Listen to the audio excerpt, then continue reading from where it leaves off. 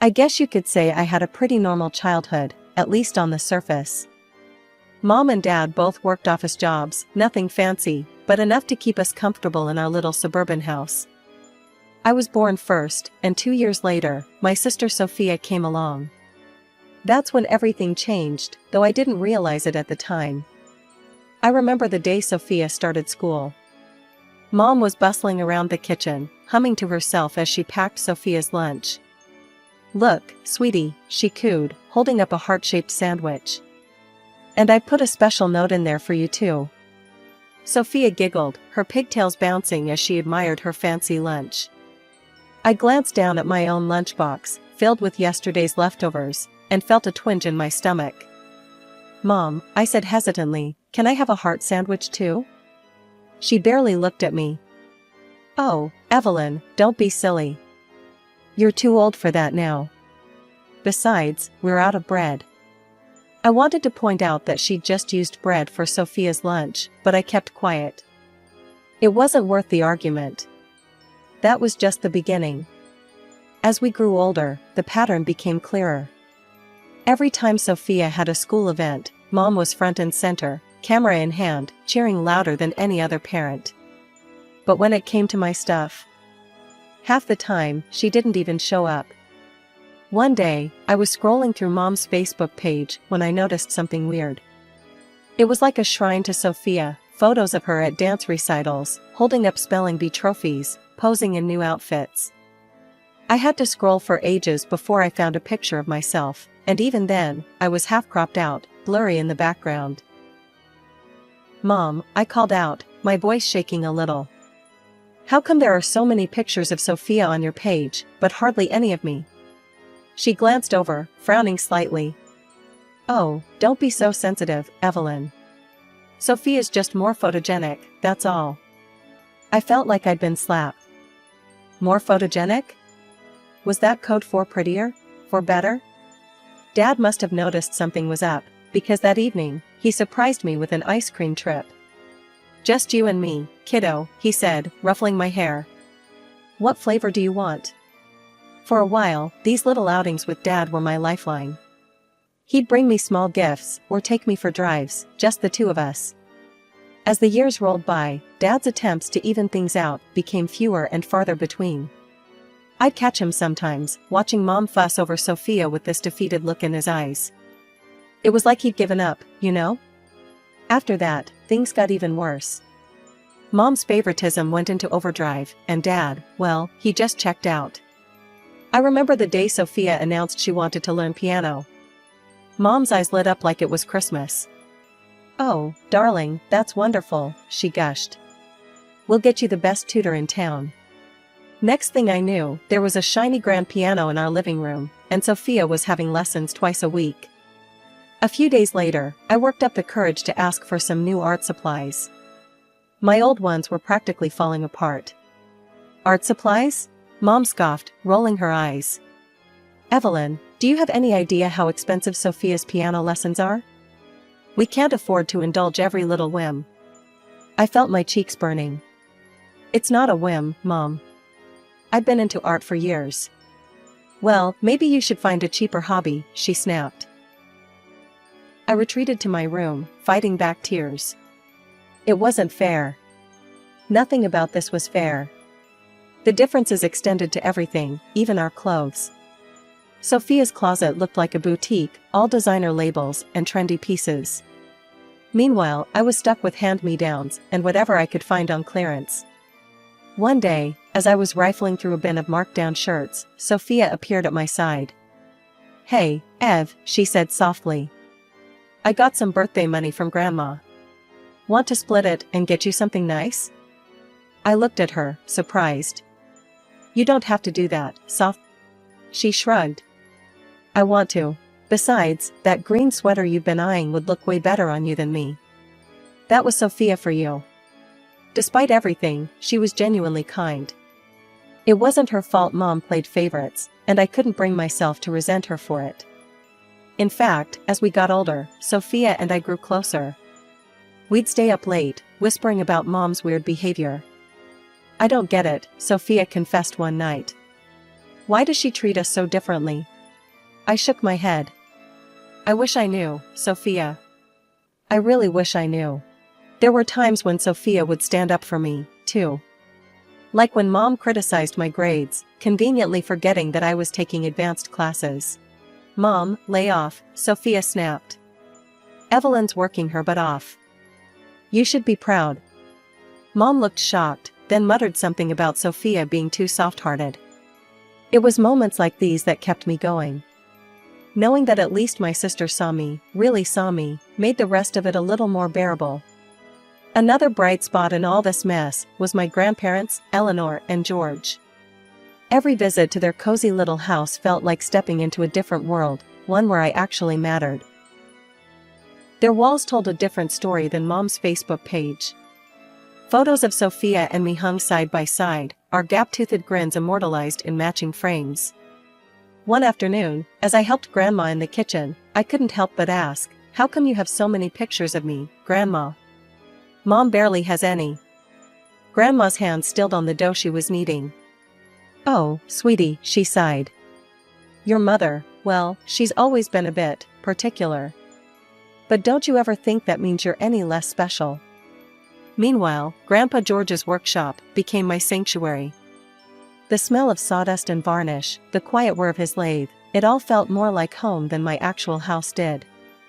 Hours would fly by as he taught me to sand, to measure, to create something beautiful out of raw wood. As high school graduation approached, I dared to hope things might change. Maybe Mom would finally see me, be proud of me. But instead, she and Dad dropped a bombshell that left me reeling. "Girls," Dad said, his voice heavy, "your mother and I, we can't afford to pay for both of you to go to college." The room spun.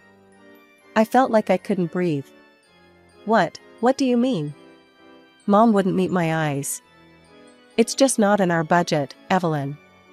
You'll have to figure something out." I stumbled out of the house, barely aware of where I was going until I found myself on my grandparents' doorstep, sobbing. "Oh, honey," Grandma said, pulling me close. "What happened?" Through hiccuping breaths, I told them everything. When I finished, Grandpa and Grandma exchanged a look I couldn't quite read. "Evelyn," Grandpa said slowly, "how would you feel if we paid for your first 2 years of college?" I blinked, sure I'd heard wrong. You'd do that?" Grandma squeezed my hand. "Of course we would, sweetheart. We believe in you." For the first time in what felt like forever, a spark of hope flickered in my chest. Maybe, just maybe, I could make this work. With my grandparents' help, I managed to enroll in a public college a few hours away from home. Packing up my beat-up Honda Civic, I felt a mix of excitement and terror. This was my chance to start fresh, to be more than just the less favored daughter. As I drove away, watching my childhood home disappear in the rearview mirror, I made a promise to myself. I was going to make this work, no matter what. Those first 2 years flew by in a blur of classes, new friends, and the intoxicating feeling of freedom. But as my grandparents' funding neared its end, reality came crashing back. I picked up every job I could find. Mornings, I'd sling lattes at the campus coffee shop, my hands perpetually smelling of espresso. Afternoons were split between shelving books at the library and tutoring freshmen who looked at calculus like it was written in alien hieroglyphics. "Evelyn, when's the last time you slept?" my roommate, Jen, asked one night as I stumbled in at 2 a.m. I shrugged, cracking open an energy drink. "Sleep's for the weak. I've got a paper due." It wasn't easy. There were nights I'd dinner on whatever I could scrounge from the vending machines, a bag of chips here, a granola bar there. But every time I thought about quitting, I'd remember my mom's dismissive words, and it would light a fire under me. I was halfway through my junior year when I got a call from Sophia. Her voice was tight, hesitant. "Ev, you sitting down?" My stomach dropped. "What's wrong? Is it Grandma and Grandpa?" No, they're fine," she rushed to assure me. It's about college." What she told me next made my blood run cold. Not only had our parents found money for Sophia's education, But they'd sent her to Wellesley, one of the most expensive private colleges in the country. "I'm so sorry, Ev," Sophia sobbed. "I had no idea. I'll drop out, I swear. It's not fair." "Don't you dare," I cut her off, my voice sharper than I intended. "This isn't your fault, Sophia. You deserve a good education." "But so do you," she protested. I closed my eyes, taking a deep breath. "Yeah, well, looks like I'm getting one the hard way. Promise me you'll stay in school, okay?" After we hung up, I sat on my bed, staring at nothing. All those years of favoritism, and I'd still somehow believed there was a limit. That when it came to something as important as our futures, our parents would treat us equally. Stupid, naive Evelyn. I don't know how long I sat there, but eventually, I got up, washed my face, and headed to my shift at the coffee shop. As I tied on my apron, I caught a glimpse of myself in the mirror, eyes bloodshot, hair a mess, but chin held high. "All right, Evelyn," I muttered to my reflection. "Time to prove them wrong." The morning after Sophia's call, I dragged myself out of bed, feeling like I'd been hit by a truck. As I mindlessly scrolled through my phone, my mom's latest Facebook post stopped me cold. "So proud of my talented youngest. Off to the best college because she actually applied herself, unlike some. Proud mom, gifted child." My hand shook so bad I nearly dropped my phone. I read it again, and again, each word cutting deeper than the last. The implication was crystal clear: Sophia deserved the best, because she was talented. And me? I was just, what? A disappointment? Before I knew what I was doing, I was dialing Mom's number, my breath coming in short, angry gasps. "Hello?" Her voice was annoyingly chirper. "What the hell, Mom?" I spat out. "Your Facebook post? Really?" There was a pause, then a sigh. "Oh, Evelyn, don't tell me you're jealous of your sister's success." "Jealous?" I nearly screamed. "You lied to me. You said you couldn't afford college for both of us." "Well," she said, her tone dripping with condescension, "talent needs to be nurtured, while mediocrity will cope on its own." The words hit me like a slap. "Mediocrity? Is that what you think of me?" "Now, don't be dramatic," she huffed. "If you'd shown any real promise." I cut her off, years of pent-up hurt and anger pouring out. "Real promise? I busted my ass in school. I'm working 3 jobs to stay in college. How is that not showing promise?" "Oh please," she scoffed. "Working as a barista isn't exactly setting the world on fire, is it?" We went back and forth, voices rising, until I was shouting and she was coldly dismissive. Finally, I hung up, my whole body shaking. An hour later, my phone rang. It was Dad. "Evelyn," he said, his voice stern. "What's this I hear about you yelling at your mother?" I felt a flicker of hope.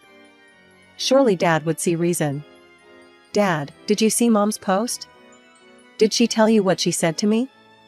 But my hope was quickly crushed. "Your mother is very upset. She's not feeling well because of your call. How could you be so ungrateful? Always causing problems." "Ungrateful?" I cut in, disbelief coloring my voice. "Dad, you lied to us. You said you couldn't afford college for both of us, but you're sending Sophia to Wellesley." There was a pause, and for a moment, I thought maybe, just maybe, he was seeing my side. But then, "Your mother, she had some savings. For emergencies." I felt like I'd been punched in the gut. For emergencies? And my education wasn't an emergency? I hung up, then turned off my phone. Sinking to the floor, I hugged my knees to my chest, feeling more alone than I ever had in my life. Dad had always been my ally, the one who tried to make things a little more fair. But now? Now he was just another person who saw me as less than. Less talented, less worthy, less everything. Life went on, but the weight of my parents' betrayal hung heavy on my shoulders. I threw myself into work and study, barely allowing myself time to breathe, let alone think about my family drama. One night, exhausted from a double shift at the coffee shop, I collapsed onto my worn-out couch and mindlessly flipped through TV channels. That's when I stumbled upon this trashy show about family secrets and hidden parentage. Tonight on Family Secrets Exposed, the overly dramatic narrator intoned, we uncover the shocking truth behind one woman's lifelong struggle with maternal rejection. I snorted, about to change the channel, when the story caught my attention. This woman, let's call her Jane, had always felt like an outsider in her family. Her mother doted on her younger sister while treating Jane with cold indifference. Sound familiar? But then came the twist. Jane discovered she was adopted. Suddenly, everything made sense to her. Her mother's favoritism, her father's emotional distance. I sat up straight, my heart pounding. A wild, crazy thought wormed its way into my brain. What if? No, it couldn't be, could it? But the more I thought about it, the more it seemed to fit. Mom's blatant favoritism, Dad's gradual withdrawal, the constant feeling that I just didn't belong. Before I could talk myself out of it, I was Googling at-home DNA tests. My fingers shook as I placed the order, a mix of fear and anticipation coursing through me. When the kit arrived, I realized I had a problem. I needed samples from my parents, and there was no way they'd willingly participate. That's when I decided to loop in the one person I could trust, Sophia. You want me to what? Sophia exclaimed when I called her with my plan. I know it sounds crazy, I admitted. But Soph, don't you want to know the truth? There was a long pause. Okay, she finally said. I'm in. But if we get caught, I'm blaming you. It took some creative maneuvering on Sophia's part. She managed to snag a few of Mom's hairs from her hairbrush and swabbed the rim of Dad's coffee mug, but we got the samples. Then came the agonizing wait for results. When the email finally arrived, my hands were shaking so bad I could barely click on it. I took a deep breath, steeling myself for the revelation that I was adopted, that I wasn't really part of this family. But the truth was far more shocking than I could have ever imagined. I was indeed my parents' biological child. But Sophia? She only shared DNA with our mother. Not our father. My mind reeled. Sophia wasn't adopted, she was my half-sister. I must have read the results a dozen times, trying to make sense of it. How was this possible? Did Mom have an affair? Did Dad know? I was still staring at my screen in shock when my phone buzzed. It was Sophia. Ev, did you get the results? What did they say? I swallowed hard. Soph, I think you should come over. There's something you need to see. An hour later, Sophia was sitting beside me on my lumpy couch, her face pale as she looked at the test results. This can't be right, she whispered. There must be some mistake. I shook my head. I don't think so, Sophia. Look at the confidence levels. It's pretty definitive. Sophia's eyes filled with tears. But that would mean that Mom had an affair, I finished for her. Yeah. We sat in stunned silence for a long while, the implications of this discovery sinking in. Everything we thought we knew about our family, about ourselves, had just been turned upside down. After the DNA test bombshell, I was a mess. I couldn't eat, couldn't sleep, couldn't focus on anything. The weight of this secret was crushing me. I decided not to tell Dad. I mean, how do you even start that conversation? Hey Dad, guess what? Your precious Sophia isn't actually your kid. Yeah, right. But fate, it seems, had other plans. It was a regular Tuesday when my phone rang. Seeing Grandma Eleanor's name pop up, I felt a flicker of warmth. At least I still had my grandparents. Evelyn, sweetheart, Grandma's voice was tight with worry. There's something you need to know. Your mother, she came to see us yesterday. She asked us to change our will. To disinherit you in favor of Sophia. We refused, of course. But Evelyn, what's going on? As I filled her in on everything, the favoritism, the college money lies, the DNA test, Grandma listened in shocked silence. Oh, Evelyn, she finally said. I'm so sorry. We had no idea it was this bad. I wiped away tears I hadn't realized I'd been crying. Thanks, Grandma. For telling me. And for not giving up on me. After we hung up, I sat there for a long time, my mind racing. This was the last straw. No more secrets, no more lies. It was time for the truth to come out. As Christmas approached, I steeled myself for what I knew I had to do. When Sophia called to awkwardly explain that Mom and Dad were just having a small family dinner this year, I knew it was now or never. I drove home unannounced, my heart pounding as I pulled into the driveway. Through the window, I could see them all gathered around the dinner table: Mom, Dad, Sophia, even Dad's best friend Tom. The perfect little family, huh? I burst through the door, the cheerful Christmas music providing a surreal backdrop to the drama about to unfold. Mom's face darkened as soon as she saw me.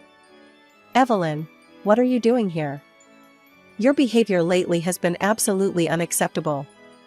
The way you spoke to me on the phone, the trouble you've been causing." "Trouble?" I laughed, a harsh, bitter sound. "Oh, that's rich coming from you.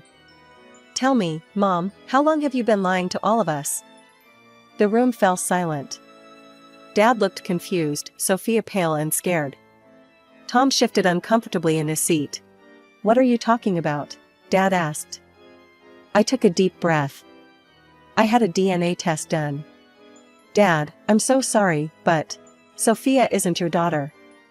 The room erupted. Dad jumped to his feet, his face a mask of shock and rage. Sophia burst into tears. "And Mom?" Mom just crumpled, sinking into her chair with a wail. "Sarah," Dad's voice was barely a whisper. "Is this true?" Through her tears, Mom nodded. "I'm sorry, Michael. I'm so sorry. It just happened. Tom and we'd been in love for years. I never meant for it to go this far, but when I got pregnant with Sophia..." Tom stood up, his face ashen.